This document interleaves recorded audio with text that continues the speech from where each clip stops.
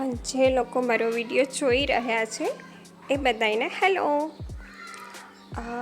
આજે bagless day અંતર્ગત અમે અમારા ધોરણ 2 અને બાલવાટીના ક્લાસમાં માટીના ક્લેના ટોયઝમાંથી તેમની ઉપયોગિતાના આધારે જુદા જુદા ભાગમાં જુદા જુદા વર્ગમાં મૂકવાનું કહેવામાં આવ્યું.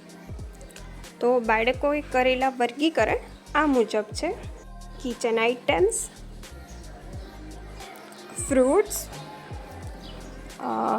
માટીમાંથી બનાવેલું ટેડી બેર, ચક્કી બેન, સોફા સેટ, સોફામાં આરામથી સૂઈને ટીવી જોઈ રહેલા અમારા બાબલાભાઈ, જુદા જુદા શિવલિંગ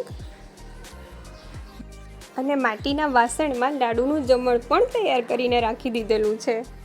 જ્યારે પણ બાળકોની કલાકૃતિનું ક્લાસની સામે પ્રેઝન્ટ કરવામાં આવે છે ત્યારે એના ઘણા બધા પોઝિટિવ રિઝલ્ટ મળતા હોય છે.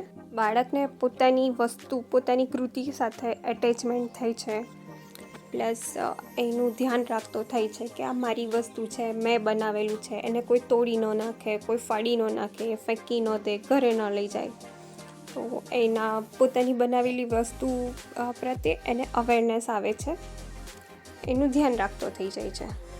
એન્ડ પ્લસમાં બાળકને એમ થાય છે કે મેં જે બનાવ્યું છે ડેફિનેટલી બહુ સારું જ હશે, તો જ ટીચર એને બધાને દેખાડે છે. તો નેક્સ્ટ ટાઈમ તો પાક્કું મારે આનાથી વધારે સારું જ કરવું છે. તો આમ બાળકનું કોન્ફિડન્સ વધે છે, એને મોટિવેશન મળે છે. એન્ડ લાસ્ટમાં ટીચર્સ માટે સૌથી મોટો બેનિફિટ એ છે કે બાળક ઘરના એટમોસ્ફિયરને ભૂલીને સ્કૂલના એટમોસ્ફિયરમાં સેટ થવા લાગે.